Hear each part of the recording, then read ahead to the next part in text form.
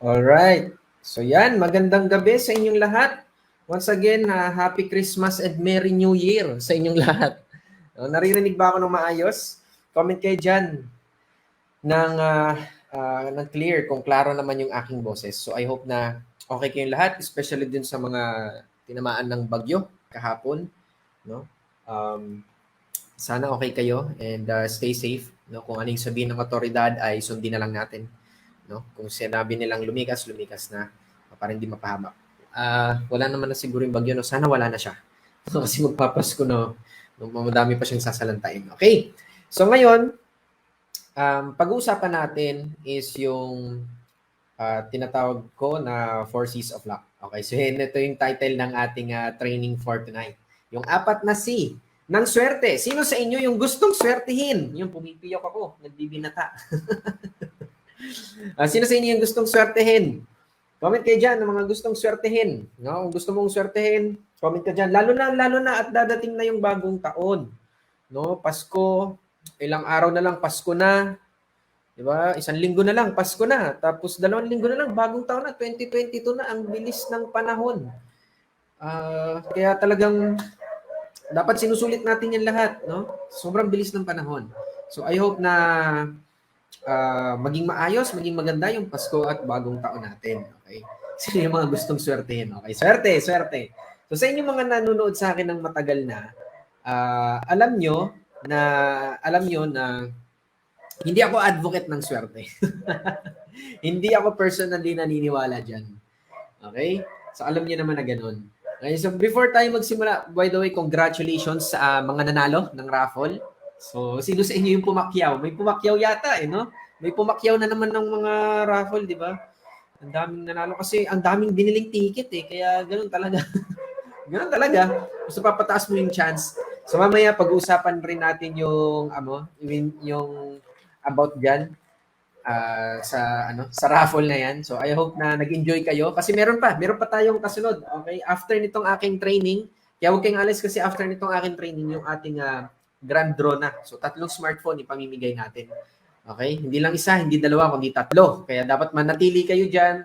I-share nyo to and since public itong ating training for tonight, i-share nyo to sa mga kakilala nyo, kamag-anak nyo, family nyo, friends nyo. Kasi siguradong meron silang malaking value na makukuha after nitong training na to. And para sa inyo dyan na mga nanonood na hindi part ng Team Genuine Academy, para magkaroon kayo ng idea, ito yung mga ganitong klase ng training yung ginagawa namin sa loob ng Team Genuine Academy. Okay, parang sample lang ito. Okay, so mamaya malalaman nyo.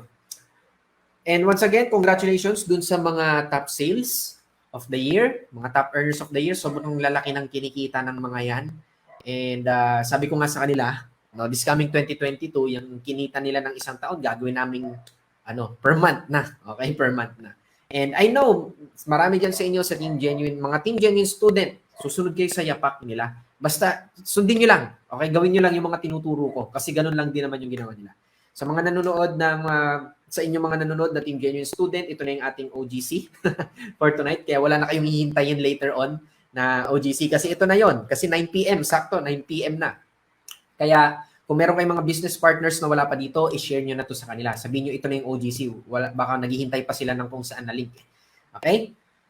And ngayon, pag-usapan na natin is yung 4 C's of Luck. No? Marami sa inyo dyan gusto na swertehin. Pero kung kayo ay matagal nang nanonood sa akin, alam nyo na hindi ako advocate, hindi ako naniniwala sa swerte. Pero hindi naman ibig sabihin hindi yun nag-exist. Pinili ko lang talaga na hindi maniwala. So mamaya explain ko sa inyo kung bakit. Okay? So simulan natin itong topic natin na 4 C's, 4 na C's ng swerte, lalo-lalo na ngayong parating na bagong taon, di ba? Lahat naman tayo gusto na swertehin, di ba? Gusto maging maganda yung bagong taon natin. So ang unang C dito sa 4 C's ng pagiging swerte ay chance. Okay, chance. So meron akong kwento sa inyo. Gusto niyo ng kwento? Gusto niyo ng kwento?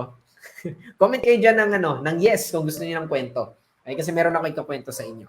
And yung iba sa inyo, narinig nyo na tong kwento na to, pero okay lang yun. Uulitin ko ulit kasi marami sa inyo, narinig nyo na yung kwento, pero hindi nyo ina-apply sa buhay nyo. Kaya walang nagbabago. Okay, marami kayong kwentong maririnig sa akin tonight. Okay, nag-prepare ako ng mga kwento. So ngayon, itong kwento na to ay ang kwento ni Bogart. Si Bogart, ang ating artista. Ang ating sikat na artista. Si Bogart na madasalin. Si Bogart na relihiyosong tao. Okay? Ngayon, itong si Bogart na to, sobrang madasalin siya. Araw-araw. No, 5 times a day. Hindi lang 3 times. Hindi lang 4. Kundi 5. No? 5 times a day nagdadasal. Araw-araw. No, araw-araw nagsisimba, di ba? Sa halip na tuwing linggo lang. Hindi, araw-araw kasi talagang napaka-relihiyoso niyang tao. Kaya araw-araw pumupunta siya ng simbahan para magdasal, di ba? Para kausapin yung Diyos. Ngayon, kinabukasan is nagkaroon ng bagyo, no? Bagyo, parang si Odette lang. Nagkaroon ng bagyo and sa lugar nila nagkaroon ng flash flood, biglang tumaas yung tubig.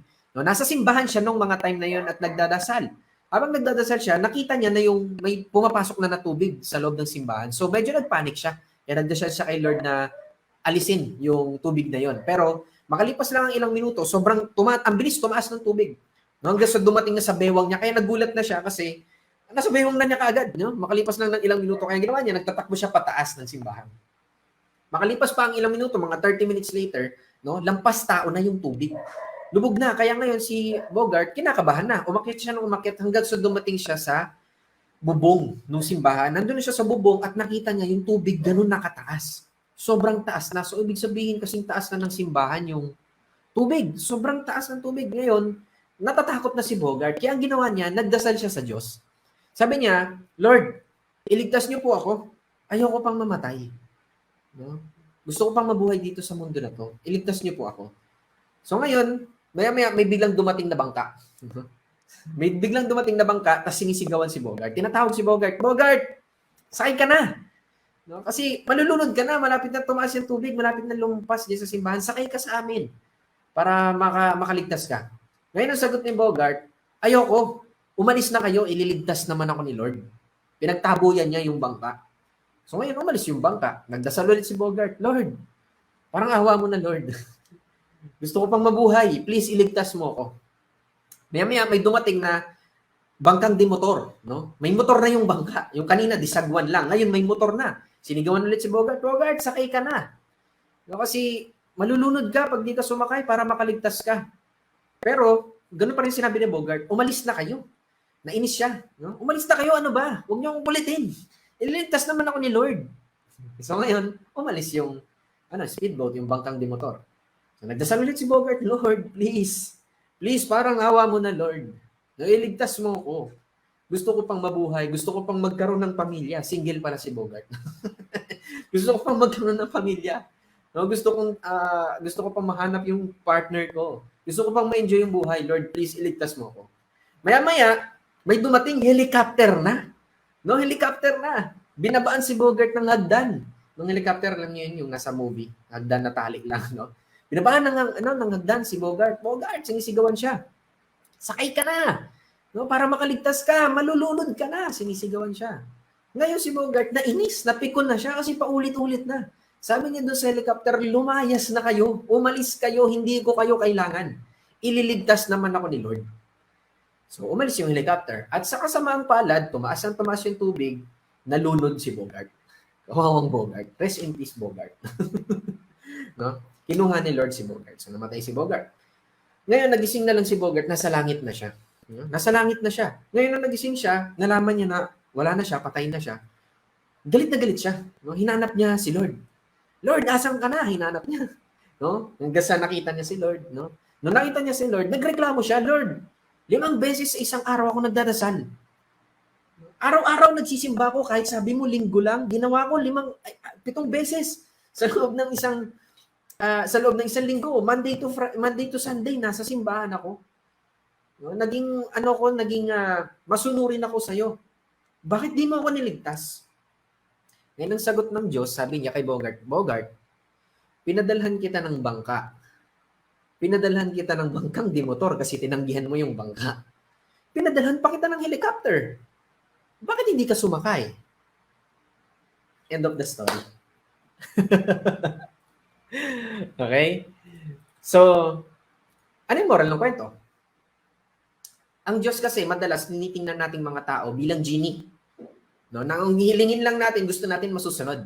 Pag hindi nasunod, galit si Lord sa atin. Diba? Ang in-expect natin, parang si Bogart, ang in-expect ni Bogart, may kamay mula sa langit na bababa para lang iligtas siya.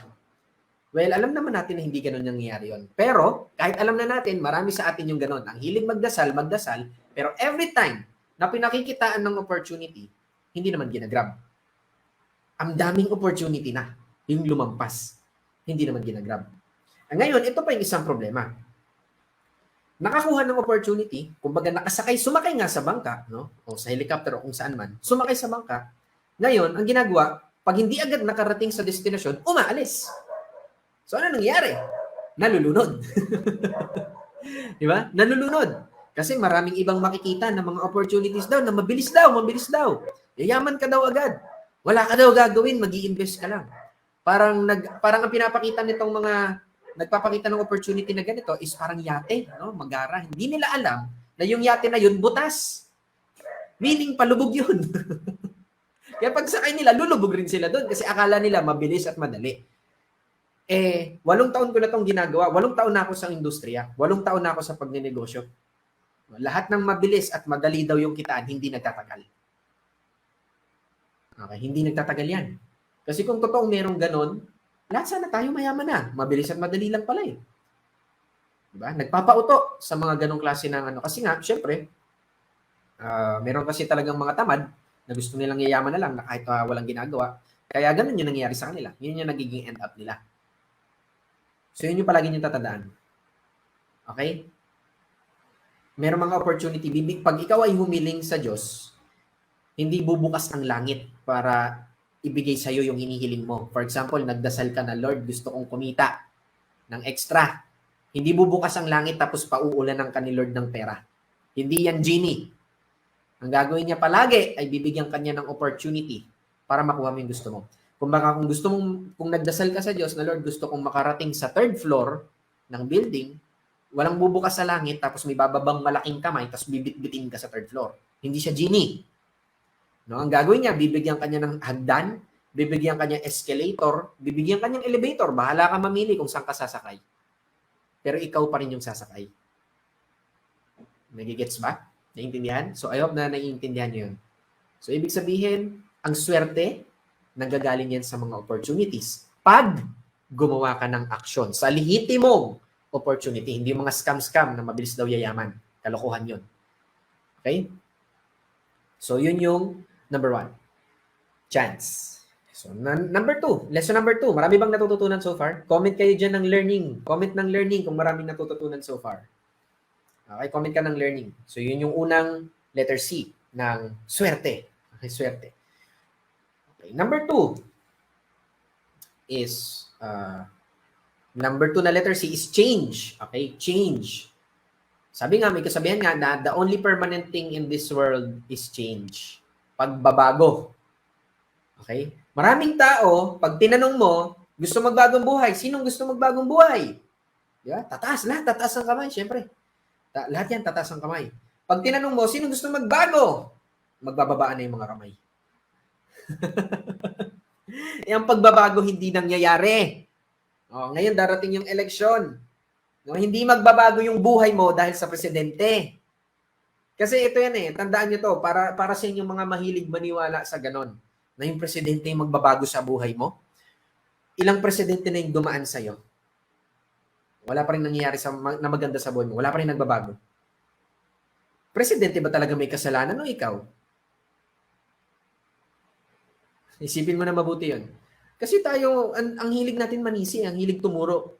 Di ba? Ito nga eh, pagdating sa presidente natin ngayon, sa kasalukuyang presidente natin ngayon, yung mga tao na talagang sumuporta sa kanya, na pinilit siya na umupo na maging presidente, no?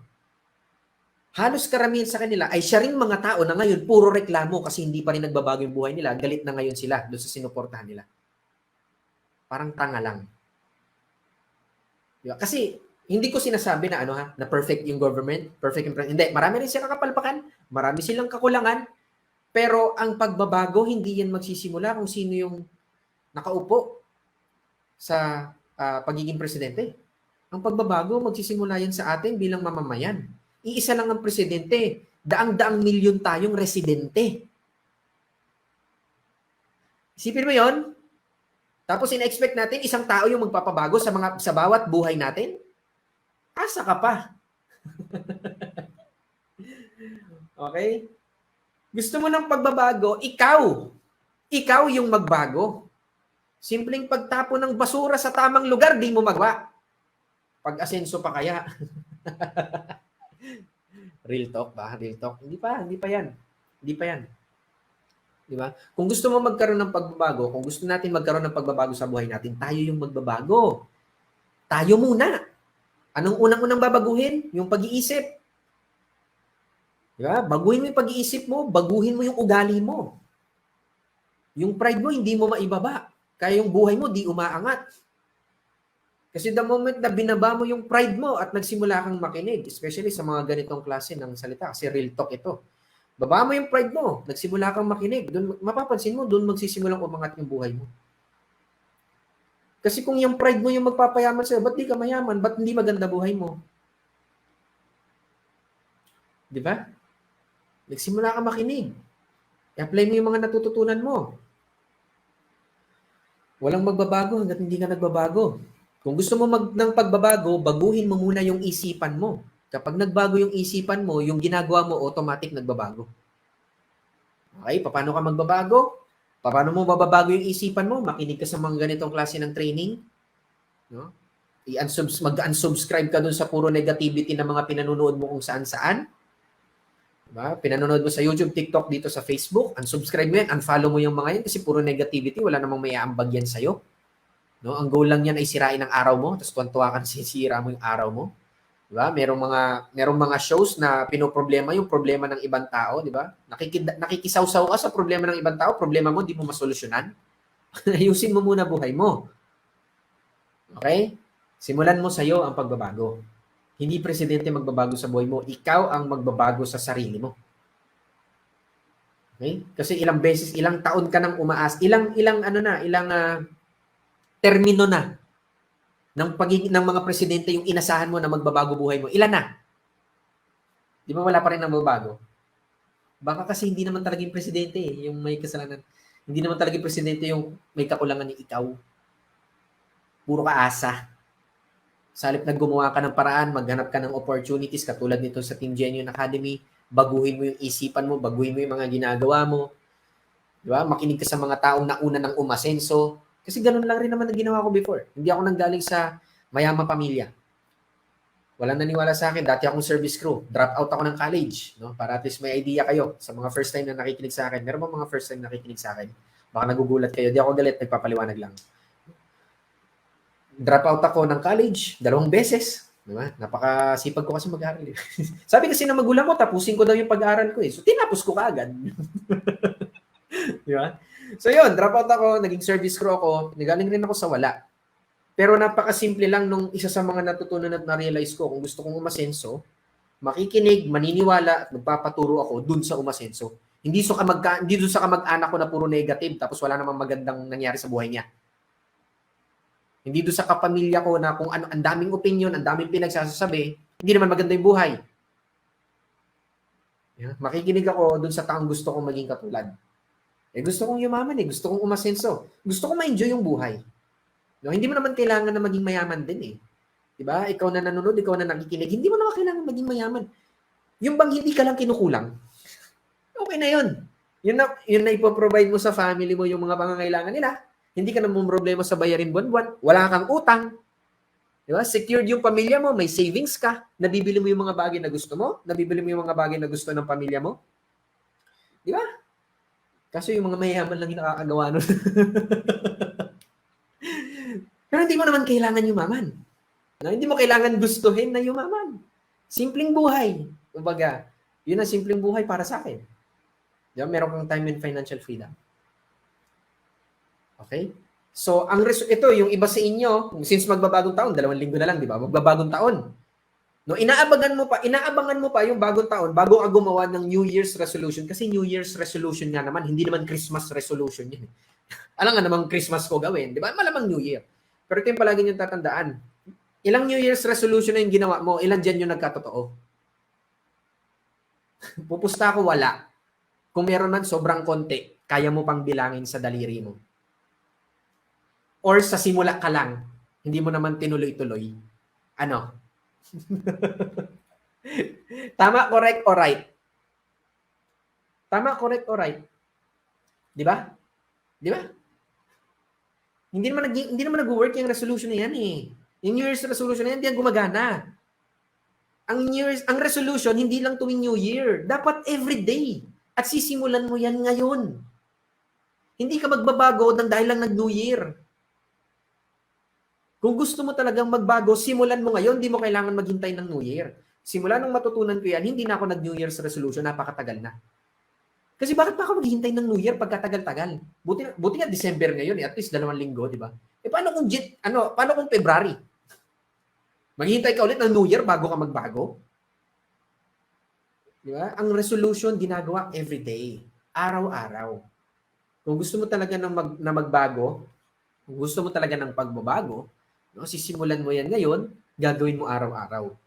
Hindi magbabago yung buhay mo overnight. Hindi yan magbabago after a week, after a month, and even after a year.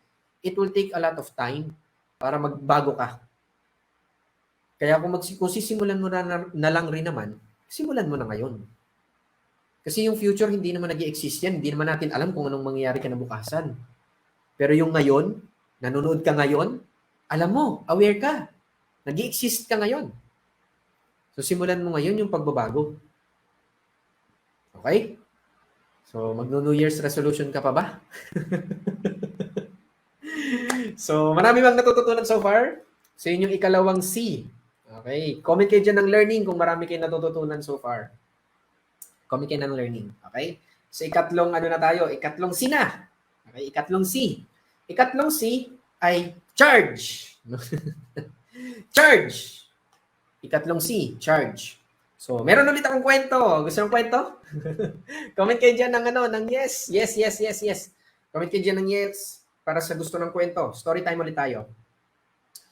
Merong isang pastor na nagde-drive, no? Habang meron siyang pupuntahan na lugar, medyo malayo-layo itong lugar na to. So, nagde-drive siya mag-isa.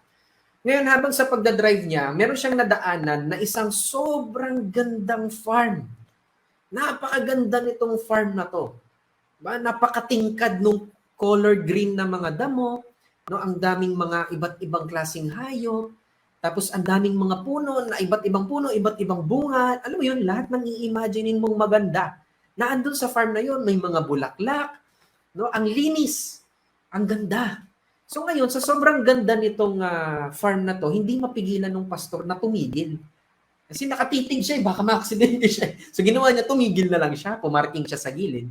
Tapos pinuntahan niya yung farm. Pagpunta niya sa farm, grabe, yung simoy ng hangin, sobrang sarap sa pakiramdam, nakaka-refresh. Tapos naaamoy mo yung mga bulaklak. Sa tuwing lalapit ka sa mga bulaklak, iba't iba ng mababangong naaamoy mo na scent kasi iba't ibang bulaklak. Diba? Tapos nakikita niya yung bunga ng mga puno, talagang fresh na fresh.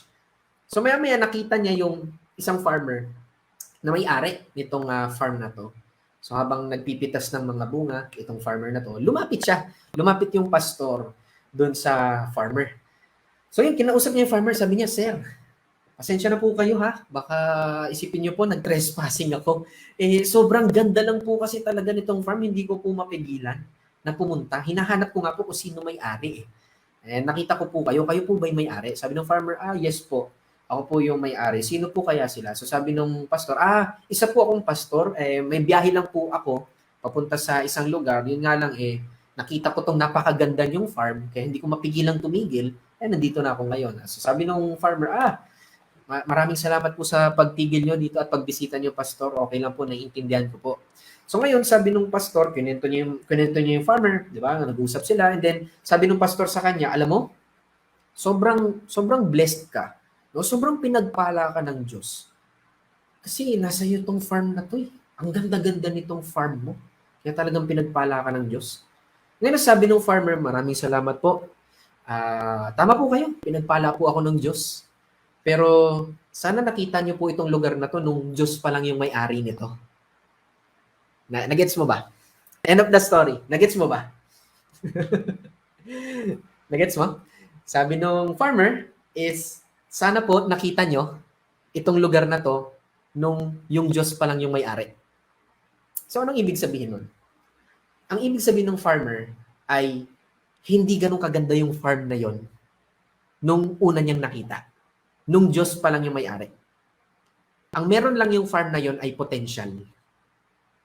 Kasi mataba yung lupa, okay siya, pero hindi ganun kaganda, walang matitingkad na kulay green na damo, walang mga hayop, walang puno, walang mga halaman, walang mga gulay, wala. Ang nakita lang nung farmer is yung potential. At yun yung binigay sa kanya ng Diyos. So yung farm na yon, yung napakagandang farm na yon, yung napakagandang resulta, puno, halaman, gulay, damo, mga hayop, sinong trumabaho nun? Yung farmer. Yung farmer ang trumabaho. Kaya ang sabi niya dun sa pastor, sana nakita niyo po nung yung Diyos pa lang yung may-ari nito. So the same with letter C, yung number 1, chance, bibigyan ka lang ng opportunity. This time, pinakitaan ng Diyos itong farmer na ito ng isang lupa, ito yung potential, ikaw na bahala kung anong gagawin mo dyan. At dahil trinabaho, okay, nag-take charge, no? Nag-take action, si farmer, naging ganun siya kaganda. Pinaghirapan niya ng ilang taon. At ngayon, na-appreciate na ng ibang tao. Pero, walang nakakita nung mga time na nagtatanim siya, matyaga siyang nagdidilig, matyaga niyang inaalagaan yung mga halaman, yung mga hayop, walang nakakita. Ang nakikita lang ng mga tao palagi ay kung ano na yung resulta, kung ano na yung bunga. And that's success. Maraming mga tao, hindi makikita yung pinaghihirapan mo, hindi makikita yung future, yung vision mo. Nakita nung farmer na may magandang potential tong lupa. Trinabaho niya. Kaya napalabas niya yung potential na yun. At naniniwala ako, bawat isa sa inyo dito na nanonood, lahat tayo binigyan ng Diyos ng potential. Hindi pwedeng hindi. Kasi unfair yung Diyos kung meron sa ating hindi binigyan ng potential. Di ba? Di ba? Lahat tayo merong potential. Ang tanong, willing ka bang ilabas yan? Willing ka bang trumabaho? Willing ka bang magtiyaga? Willing ka bang maging determinado? Willing ka bang mag-commit? Willing ka ba na maging matyaga sa pagkuha ng pangarap mo? Kasi binigyan ka na ng potential eh. Nasa sayo na yan kung anong gagawin mo. Binigay na sayo itong Team Genuine Academy. Nasa sayo na kung anong gagawin mo. Di ba? Sa Team Genuine Academy, itinuro na sayo lahat, step by step. From beginners, kahit wala kang kaalam-alam, to intermediate to advanced. Itinuro na lahat. Nasa sayo na lang kung gagawin mo o hindi. May gets? So that's the same with the mga nanalo sa raffle. Di ba? Merong bumili ng raffle ticket na magkano? 100 pesos. Merong bumili ng 500, merong bumili ng 1,000, merong bumili ng 2,000, meron pang bumili ng mas malaki pa. Di ba? Sino yung mga humakot? Sino yung mga humakot ng prices? Yung may pinakamaraming biniling ticket. Madalas sila talaga yung humahakot ng prices. Napapansin nyo? Because they took action. And they took a lot of action kasi ang daming ticket na binili. Di ba? Kaya ngayon, nagbubunga yung mga yung pag-take nila ng action, pagbili nila ng ticket. Di ba? May halin tulad mo rin siya doon. So, ganun din pagdating dito sa success, dito sa tinatrabaho natin, 2021, magto-2022 na. Magto 2-year anniversary na ang pandemic. Magto 2-year anniversary na yung virus dito sa Pilipinas. Magsi-second birthday na siya. Malapit na, 3 buwan na lang. Ano yung bagong ginawa mo? Ano yung pagbabago sa'yo? Hindi lang sa resulta ha. Nagsisimula yan sa pag-iisip. Yun ang pinakaunang kailangan magbago. Hindi magbabago yung panlabas mo, yung buhay mo. Yung mga nakikita mo sa panlabas, hindi magbabago yan hanggat hindi nagbabago yung nasa loob. Ito muna yung magbabago. Okay? Kaya, ngayon, bago matapos ang 2022, hindi uulitin ko. Yung iba kasi sa inyo, nag-aabang pa. New Year, siseryosuhin ko na. Hindi! Nagising yung mga tulog. Yeah? Kung ngayon pa lang hindi mo na maseryoso at hindi mo na magawa kahit New Year, hindi mo rin yan gagawin. Niloloko mo yung sarili mo. Katulad nga nung sinabi ko kanina, di ba, sa number 2. Change. Ang pagbabago, hindi next year. Ngayon. Ang pag-take ng action, hindi next year. Ngayon. Kung hindi mo magawang magseryoso ngayon, hindi ka magseseryoso next year. Kalokohan. Ilang beses mo nang sinabi sa sarili mo yan? Hanggang simula ka lang naman? Di ba? Oh, di ba? Ilag ka para di ka tama. So, yun. Kailangan, kung magtitake ka ng action, kung magsiseryoso ka, walang tamang time para doon.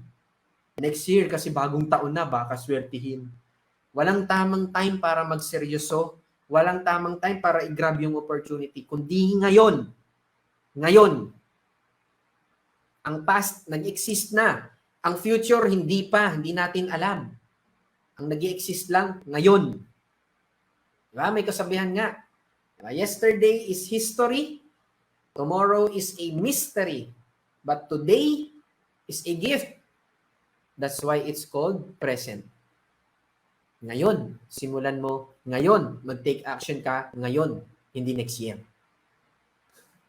Niloloko mo lang sarili mo, alam mo naman yan eh.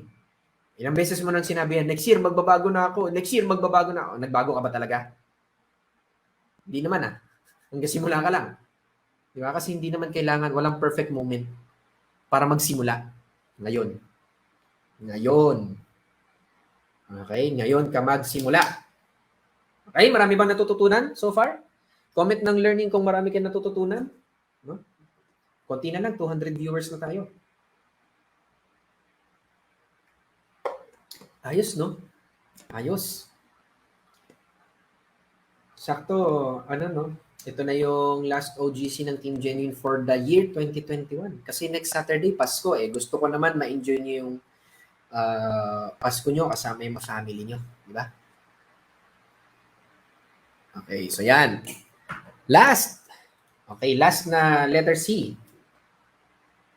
Okay, last na letter C is ito.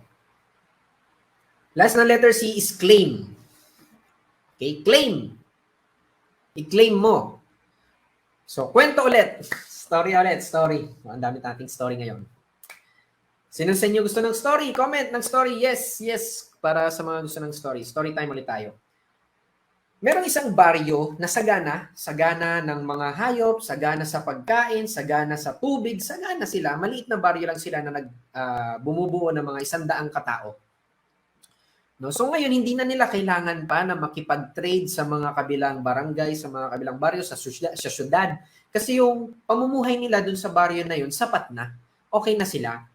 Yun nga lang, sa kasamang palad, isang araw biglang nagkaroon ng matinding tagtuyot dun sa lugar nila. So, natuyo yung tubig, namatay yung mga halaman, unti-unti namatay yung mga hayop, halos wala na silang mainom. So, nangailangan sila na makipag-trade na talaga sa ibang lugar kasi talagang hirapang-hirapan na sila, nag-struggle sila.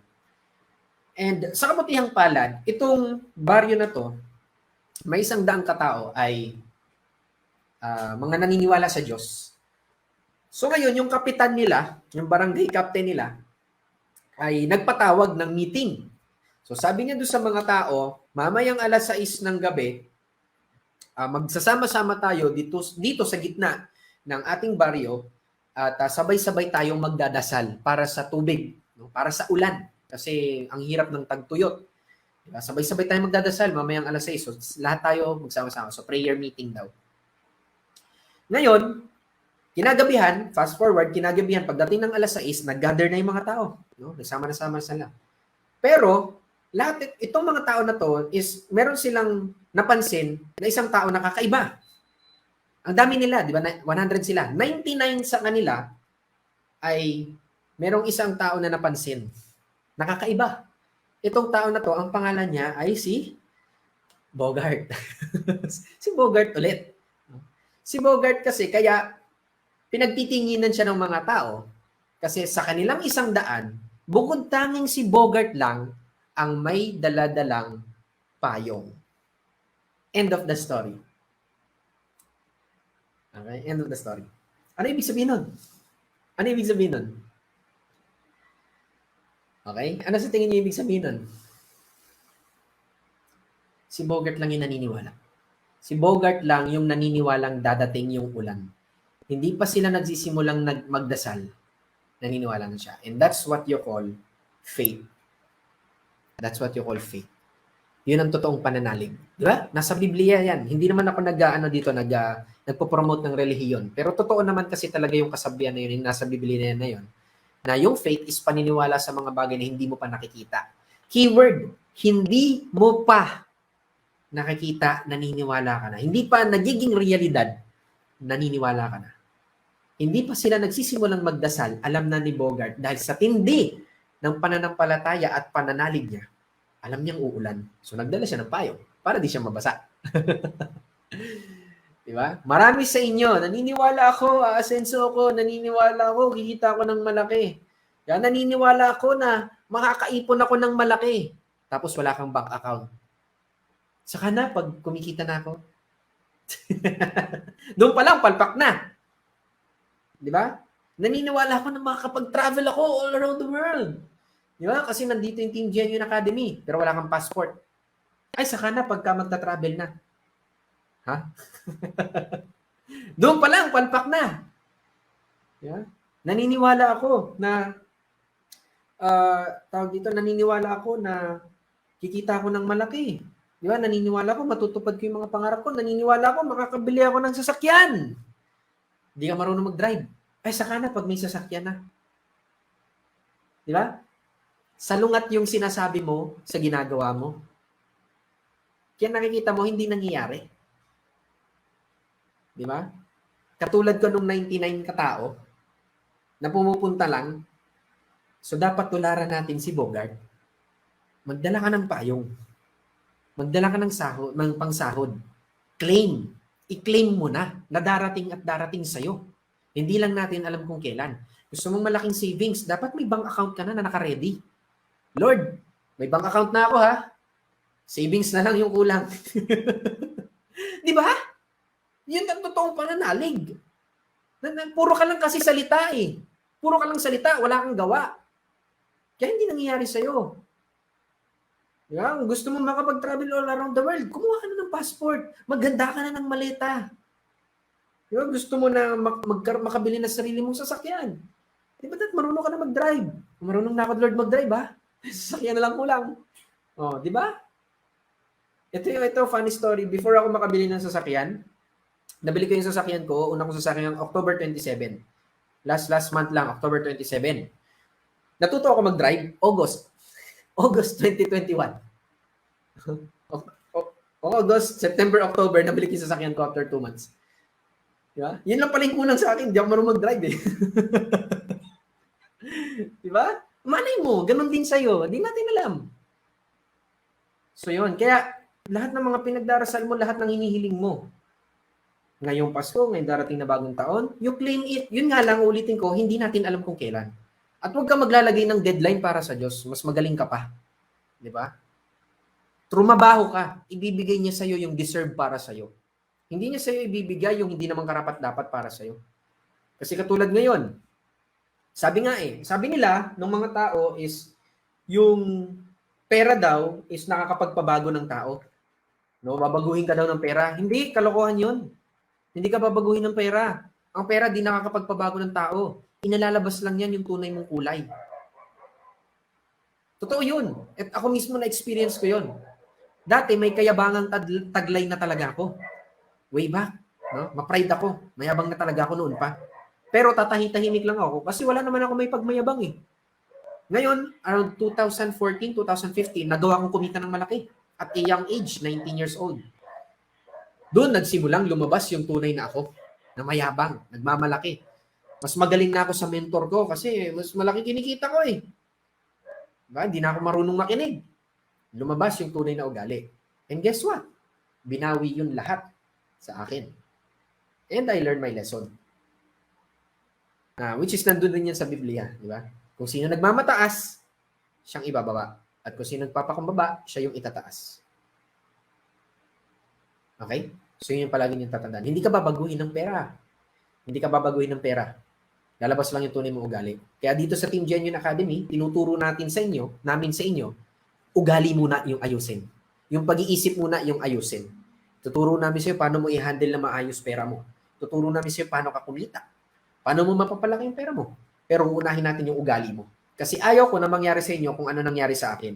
Na kailangan ko munang ma-experience na kumita ng malaki, yumabang, tas bumagsak. Kasi masakit. Sobrang sakit. Yeah? Pag bumagsak ka sa mataas na lugar, di ba, ang sakit. Pwede kang mabalian, pwede kang magkaroon ng permanent damage, di ba? Sakit. Parang ganon yung pakiramdam ng sakit. Ayaw ko na maranasan nyo pa yun. Kaya ngayon pa lang, itinatama na namin yung mga ugali nyo, itinatama namin yung mga pag-iisip nyo. Para pag nakuha mo na yung bagay na deserve mo, hindi ka na matulad sa akin. Tuloy-tuloy na yung pag-angat mo. Nag-gets? Kaya pahalagahan mo bawat training natin. Pahalagahan mo bawat OGC natin. Pahalagahan mo lahat ng tinuturo sa Team Genuine Academy. Balik-balikan mo yan. Hindi mo yan makakabisado ng 1 beses, 2 beses, 3 beses mo na pinapanood. Maraming beses mong uulit-ulitin yan. Sino dito sa inyo paulit-ulit mo pinapanood Team Genuine Academy? Paulit-ulit mo siyang pinapanood. Meron ba dito sa inyo? Alam ko, yung mga leaders, di ba? Yung ilan sa inyo. Sino dito sa inyo paulit-ulit na pinapanood mo yon? And hindi mo lang siya makakabisado ng paulit-ulit lang pinapanood. Dapat paulit-ulit mo rin ginagawa. May kasabihan nga na what you hear, you forget. What you see, you remember. But what you do, you understand. Kung ano yung mga naririnig mo, makakalimutan mo yan. Kung ano yung nakikita mo, maalala mo. Pero kung ano yung ginagawa mo, maiintindihan mo. Okay? Kaya yung iba sa inyo, mayroong mga nagtatanong sa akin, bakit ang galing ko daw na magsalita? Eh malamang, 8 taon ka na itong ginagawa. Yung pag-video na ganito, yung pagla-live, nagsimula ako nito 2016. Magtataka ka pa. Kung bakit ganito na. Diba? Pero hindi siya nangyari overnight. Hindi siya nangyari ng mabilis. It took me a lot of time, a lot of practice. Maraming pagkakamali. Gano'n naman talaga. Marami kang makukuhang lessons sa mga pagkakamali. Basta paulit-ulit mo lang na i-apply yung mga natutunan mo at i-claim mo. Hindi mo kailangan maghintay ng Pasko at bagong taon bago ka pagpalain. Bago tumating yung mga pagpapala sa iyo, hindi. Kung nagsisimula kang magtrabaho ngayon, as soon as today, as soon as tonight, as soon as tomorrow, kayang-kayang ibigay sa iyo yung mga blessings na yun. Kasi gano'n ba kalaki yung Diyos mo? Gano'n ba kalaki yung Diyos mo? Kaya ka lang niyang pagpalain tuwing Pasko at bagong taon? Ang liit naman ng Diyos mo. Di ba? Kaya simulan mo ngayon, trumabaho ka, ipakita mo sa Kanya na deserve mo yung mga hinihiling mo, ibibigay at ibibigay yan sa'yo. Hindi unfair ang Diyos, hindi tanga ang Diyos, hindi bulag ang Diyos, hindi tulog ang Diyos. Nakikita niya lahat ng ginagawa mo. Nakikita niya yung mga paghihirap mo, nakikita niya yung mga sakripisyo mo na ikaw lang, akala mo ikaw lang nakakakita, na kahit ako mismo hindi ko alam, di ba? Bilang mentor mo dito sa Team Genuine Academy, yung mga leaders di namin alam, yung mga struggles mo, yung mga laban mo na pinapanalo mong mag-isa. Nakikita niya yung lahat. And trust me, lahat ng yan, as long as tuloy-tuloy ka, lahat ng yan, babayaran yan lahat sa'yo. Siksik, liglig at umaapaw. Trust me. Nangyari sa akin. Sa sobrang dami ng blessing na nakuha ko ngayon, sobrang laki ng result na nakuha ko ngayon, yung lahat ng mga paghihirap ko before, pinagpapasalamat ko kasi pinagdaanan ko. Thank you, Lord. Pinagdaanan ko yung mga yan. Kasi kung hindi ako yung Carcerano na to ngayon. Ihinanda lang niya ako para dito sa mga blessing na to. Para the next time, kasi di ba, nung una, binigay niya sa akin yung hindi ko deserve, kaya bumagsak ako. Para this time, alam ko na kung paano ko aalagaan yung mga ibibigay niya. Para patuloy akong umangat at the same time, ituturo ko sa inyo kung paano. Okay? So, before tayo matapos, sabi ko sa inyo kanina, hindi ako advocate ng swerte. Hindi ako naniniwala sa swerte pero hindi ibig sabihin hindi yun totoo. Swerte, malas ay ano lang yan perspective ng tao, definition ng mga tao para sa mga bagay na nangyari. For example, may magandang nangyari, hindi mo ma-explain kung bakit. Swerte. May pangit na nangyari, hindi mo ma-explain kung bakit. Malas, di ba? Kasi may possibility na in the future maintindihan natin kung bakit at may possibility rin na hindi natin talaga maintindihan kung bakit nangyari.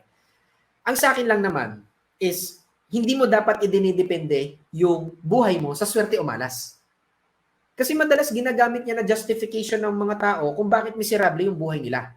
Ang dali-dali lang naman kasing sabihin na, ay malas kasi ako Kaya hindi ako umaasenso, malas kasi ako Hindi ka malas, tamad ka. Hindi ka malas, batugan ka kasi.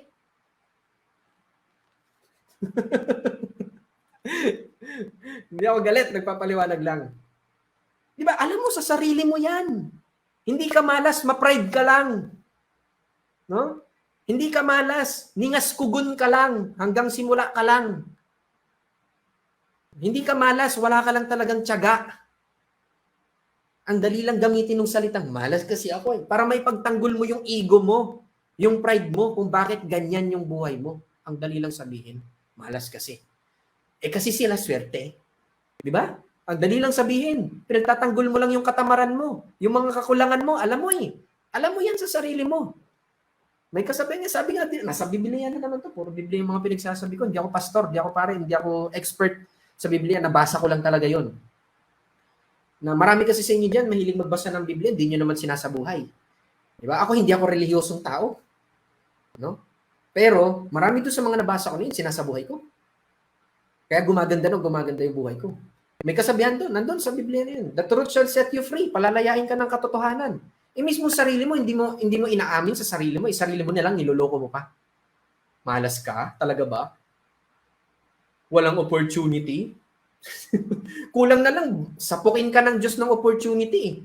Yung pasamukha mo yung opportunity, paulit-ulit ng pinapakita sa'yo. Diba? Alam mo naman sa sarili mo eh. Alam mo, kahit hindi ka umamin, kahit naipagtanggol, hindi, sila kasi, sila, malas ako, swerte sila. Diba? Tayo yung gumagawa ng malas sa swerte natin. Which is yun, tinuro ko sa inyo, yung 4 na C. Bibigyan ka ng chance para magkaroon ka ng change. Pero you must take charge. Kailangan gumawa ka ng aksyon. And then claim yung para sa'yo. I-expect mo na darating. Diba? Doon ang gagaling ang swerte. Hindi yan magic na nangyayari na lang. Diba? Okay lang, maniwala ka sa swerte o malas. Basta, wag mo lang siyang gagamitin bilang justification or palubag loob, kumbaga. Para lang ipagtanggol mo yung sarili mo na alam mo naman yung mga kakulangan mo eh. Alam mo naman yung mga kakulangan mo. Alam mo sa sarili mo yan. Kahit di mo aminin, alam mo. Diba? Yung mga sinasabi mong swerte, sana all, di ba? Marami, yun pa, yung salita na yun, sana all, maganda buhay, sana all umasenso. Ito yung sasabihin ko sa'yo. Sana all masipag. No? Sana all matyaga. Sana all marunong makinig. Sana all sumusunod. Sana all tuloy-tuloy. Di ba? Sana all binababa pride. Sana all ginagrab opportunity. Di ba? Sana all na totoong naniniwala. Doon mangyayari yung sana all umaasenso. Hindi, gusto mo mabilis lang eh. Gusto mo mangyari lang. Kumbaga ang nangyayari is entitled ka sa isang bagay na hindi mo deserve. Hindi ibibigay sa'yo kung ano yung hindi mo deserve. Kung ano yung buhay na meron ka ngayon, yan yung deserve mo. Sa ayaw mo at sa gusto, magalit ka man sa akin o hindi, wala naman akong pakialam. Yan ang totoo. Di ba? Hindi aksidente na nanonood ka ngayon. Mapating genuine student ka man or hindi aksidente na nanonood ka ngayon. Hindi aksidente na pinakikinggan mo ako ngayon kung ano nung pinagsasabi ko dito at kanina pa ako nagsisigaw. Kaya nga lumayo na ako sa mic eh. Kasi baka mabingi ka. Di ba? Hindi aksidente na nandito ka ngayon. Baka ito yung gustong paulit-ulit na sabihin sa'yo nung nasa taas na palagi mong kinakalimutan at hindi mo ginagawa. Nire-remind ka ulit. Kasi baka narinig mo na to sa iba, narinig mo na ilang beses, naiirita ka na. Kulang na lang, no? Kung alam mo, kung bababa ang Diyos para sa'yo, sasapukin ka lang naman nun eh. Babatukan ka lang nun, hindi ka kasi marunong makinig. Kaya wag mo nang hilingin na bumaba siya. Okay? So, yun lang yung aking training for tonight. Alam mo na ba kung paano ka saswertehin? Alam mo na? Alam mo na. Gawin mo na. So, once again, no, congratulations sa atin sa Team Genuine Academy. Congratulations sa ating lahat. Kanina pa kasi ako naghihintay ng sa website yung result kasi gusto kong i-share sa inyo para at least may idea din kayo. Kaso nga lang medyo mabagal yung loading niya. So ipapakita ko sa inyo, sana mag-loading siya. Yung naglo-loading niya siya ngayon. Okay, ayan, ipapakita ko sa inyo, i-share ko sa inyo. Meron ako ipapakita sa inyo. Okay? Ito yung achievement natin ngayong taon ng 2021. Okay? Lahat ng accumulation ng sales ng Team Genuine Academy from January 1. Kasi di ba kanina yung mga nakapanood ng video, di ba nakita nyo, yung may pinapakita kong sales, ito yon. From January 2021, January 1, 2021 to December 18, 2021. Ito yung naging total sales natin. Ready na ba kayo? Ready na ba kayo? Gusto nyo makita? No? From January 1, 2021 to December 18, 2021, ito yung total ng sales natin, yung mga nabenta natin, accumulated na mga effort natin na pinagsama-sama sa buong Team Genuine Academy. Gusto niyo ba makita? Gusto niyo ba makita? Kung ayaw nyo, hindi ko na ipapakita. Wag na lang. Ako na lang. Gusto ba? Gusto? Ayaw? Okay, accumulated natin ito. So yan, i-share ko na sa inyo. Ayan. Ito yung total ng accumulated sales natin. For the year 2021, nakikita nyo ba? Ayan ha. January 1, 2021 to December 18, today, 2021. That's 23.3 million pesos! Woo! Congratulations sa ating lahat, Team Genuine. No, ito yung pinaghirapan nating lahat. So next year, dodoblehin pa natin ito, titriplehin pa natin ito, palalakihin pa natin ito ng palalakihin. Nagsisimula pa lang tayo. Okay, nagsisimula pa lang tayo. So yan, marami pang yayaman, marami pang aasenso dito sa Team Genuine Academy. Okay, marami pang magbabago yung buhay, marami pang makakabili ng bahay, marami pang makakabili ng sasakyan, marami pang matutupad yung mga pangarap, di ba? Marami pang mga OFW na makakauwi, marami pang mga matagal na nag-work na makakapag-resign kasi mas malaki na yung kinikita nila dito sa Team Genuine Academy, marami pang aasenso. So make sure, no? Siguraduhin mo na isa ka doon. Okay, siguraduhin mo na isa ka doon. Sana makasama ka namin. Okay, sana makasama ka namin dito sa taas. At 'yun ay nakadepende.